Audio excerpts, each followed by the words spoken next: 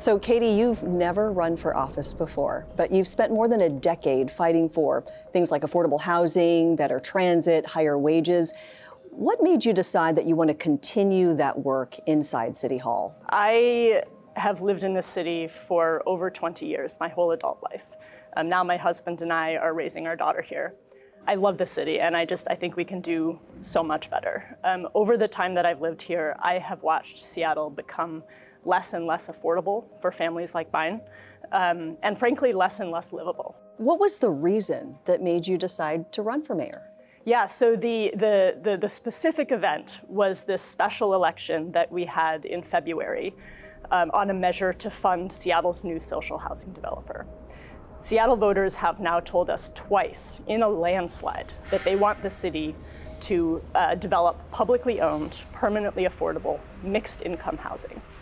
And our current mayor, unfortunately, chose to be the face of the opposition campaign. He teamed up with Amazon and the Chamber of Commerce to oppose this measure. So what's your take on the mayor's proposal to loan $2 million to the Seattle social housing developer? Yeah, I mean, that's a very necessary thing to do at this juncture. Unfortunately, the city has still only provided 12 of the promised 18 months of startup support. That was actually a requirement of the first voter initiative that passed to create the developers. So the city is actually behind on the support that it is legally obligated to give to that developer. So affordable housing, let's talk about that. That seems to be your number one issue in your campaign, right, that you're focused on.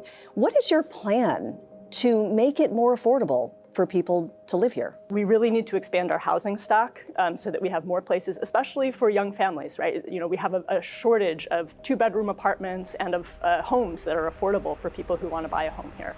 So there's a lot more that the city can do to invest in workforce housing so that the folks who work in this city, especially at lower wage jobs, can actually afford to live here, and also to support affordable homeownership so that those young families can actually afford to build a life here.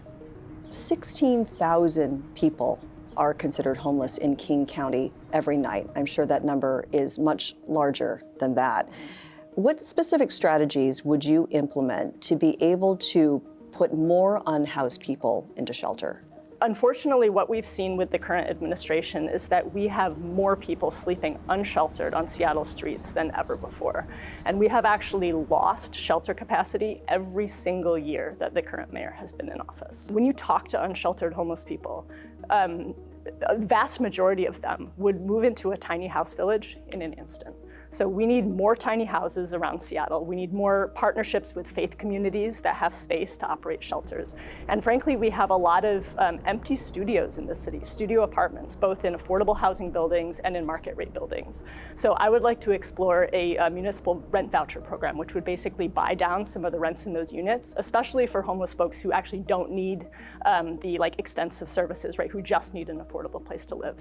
You are pretty critical of Mayor Harrell and this issue that he's connected to, and you really want to distinguish yourself in terms of, if you're elected, what you would do differently. What do you think are the barriers to the current leadership and the lack of shelter beds available for people who are unhoused?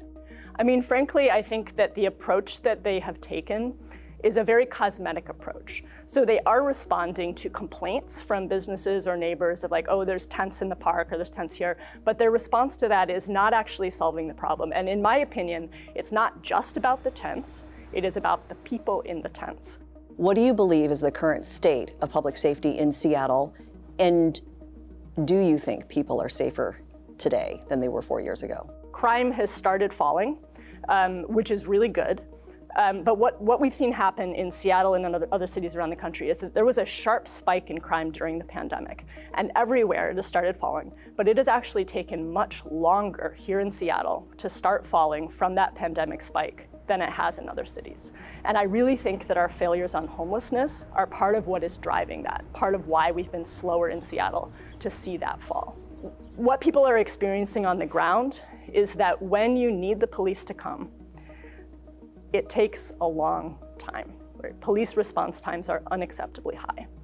Part of the reason for this is because we have our police doing many, many things that they do not need to be doing. For example, responding to non-injury traffic accidents, taking down reports of property crime, responding to many kinds of calls that do not require an armed response. And what this means is that our police force is overstretched, and we are relying very, very heavily on police overtime right now. And we've actually seen other cities go much further than Seattle in civilianizing those roles that police don't need to be doing so that our police can focus on policing. We need to make progress on that here.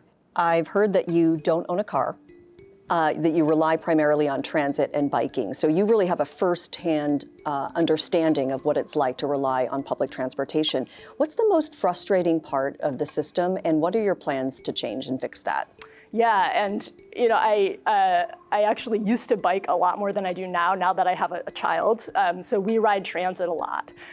And frankly, it is very frustrating how long it takes to get places by public transit in this city.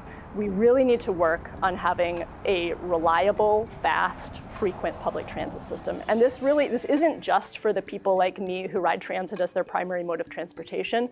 It's really for everyone. As mayor, that will be one of my top priorities, to make sure that we have a transportation system that no matter what your mode, you can get where you need to go safely, reliably, affordably, and quickly. So we know you're a mom, you're a wife. What else do you want voters to know about you before they make that decision? I mean, sometimes now being a mom feels like a really core part of my identity, and it's really taught me to see the city in a new way, right? When I go to our parks, when I go to our playgrounds, when I go to our community centers, I see that now through the eyes of someone who has this little human being that I'm trying to raise up into an adult.